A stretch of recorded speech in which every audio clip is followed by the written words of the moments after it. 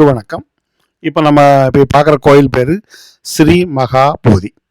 Okay, இந்த கோயில் வந்து ஸ்ரீலங்காவில் வந்து புத்த மதத்தில் ஒரு முக்கியமான கோயிலில் ஒரு கோயில்.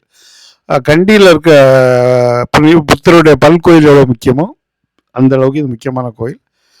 இந்த கோயில் வந்து இதில் நிறைய நம்ம முன்னோர்கள் குரங்குகள் நிறைய அலையிறாங்க, ரொம்ப ஃப்ரீயாக அலையிறாங்க, விளையாடிட்டு இருக்காங்க. இதனால கோயிலுக்கு ஒரு நாள் நடந்து போகணும். ஆனால் வந்து செருப்பு வந்து அந்த கோயில் பக்கத்தில் தான் வாங்குறாங்க, முன்னாலே அவங்க இது பண்ணுறதில்ல. அது ஒரு நல்ல இது. ஏன்னாக்கி வெயிலில் நடந்து போக ஈஸியாக இருக்குது. அங்கே போன உடனே அவர் வந்து செருப்பு நாங்கள் எங்கே போகணுன்னு தெரியாது காட்டினார். ஒரு போலீஸ் இருக்காருன்னு நினைக்கேன். இங்கே என்ன ஒரு என்னன்னாக்கி செருப்பு வாங்குவதுக்கு அவங்க வந்து ஃபீஸ் எதுவுமே வாங்குறதில்ல. வாங்கிட்டு ஒரு டோக்கன் கொடுப்பாங்க, நம்ம டோக்கனை திருப்பி கொடுத்தா செருப்பு கொடுத்துருவாங்க. வேணும்னா டொனேஷன் பாக்ஸ் வச்சுருக்காங்க, டொனேஷன் போடலாம். இது ஸ்ரீலங்கா மலேசியாவில் கூட அவங்க செருப்புகளுக்கு பைசா சார்ஜ் பண்ணுறாங்க.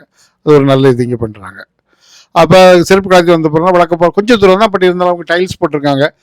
நாங்கள் போனது வந்து கோடைக்காலம் அப்படிங்கிறதுனால ரொம்ப சூடாக தான் இருந்தாலும் ஓகே நம்ம சுக்கு வரந்தாக்கி நம்ம வந்து சின்ன வயசில் வந்து புத்தர் போதி மரத்தில் ஞானம் பெற்றார்னு படிச்சிருப்போம்.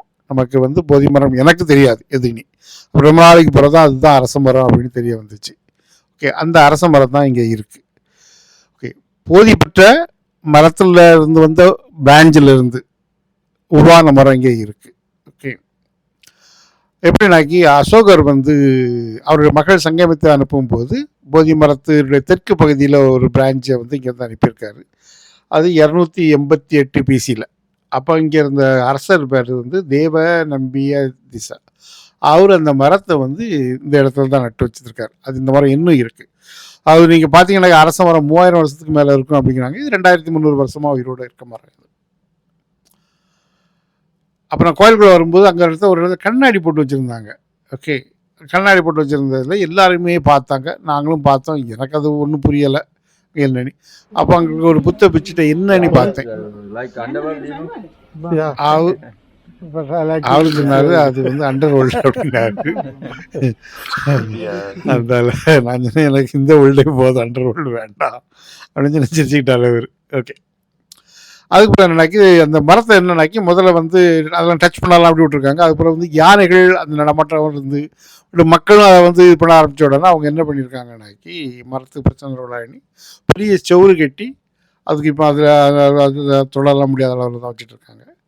நாங்கள் அதுக்கு பிறகு கோயிலுக்கு போனோம். கோயிலுக்கு போனாக்கி அங்கே கோயில் ரொம்ப ரொம்ப அழகாக இருக்குது.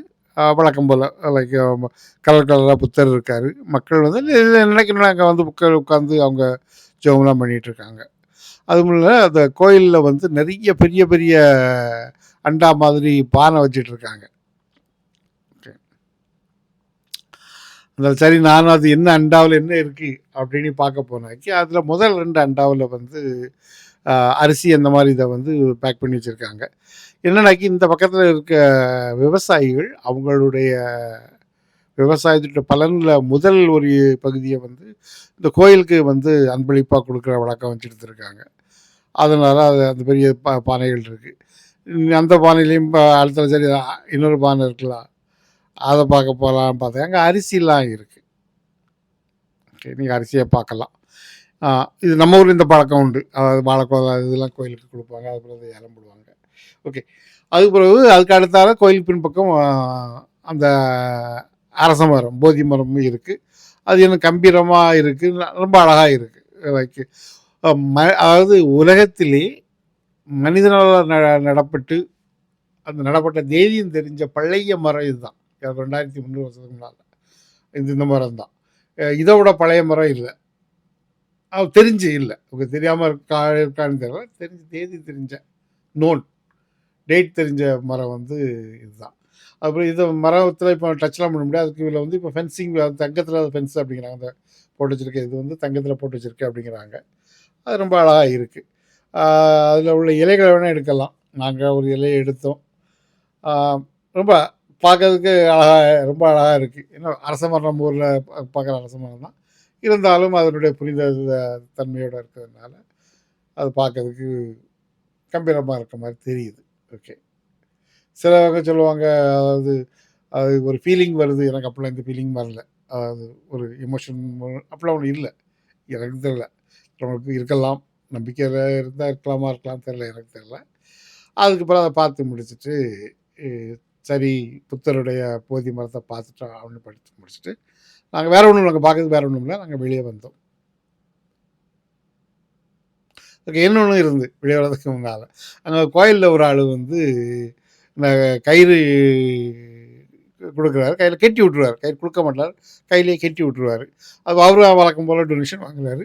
நாங்க கலெக்ஷன் நல்லாவே இருந்து. எனக்கு அது மரத்த பெற்றவங்க 100 ரூ. 50 அதெல்லாம் நெறையவே போடுறாங்க. கலெக்ஷன் ஓரளவுக்கு நல்ல கலெக்ஷனா வாங்கிட்டு இருக்காரு அவரு. நாங்களும் கையில கயிறு கட்டினோம்.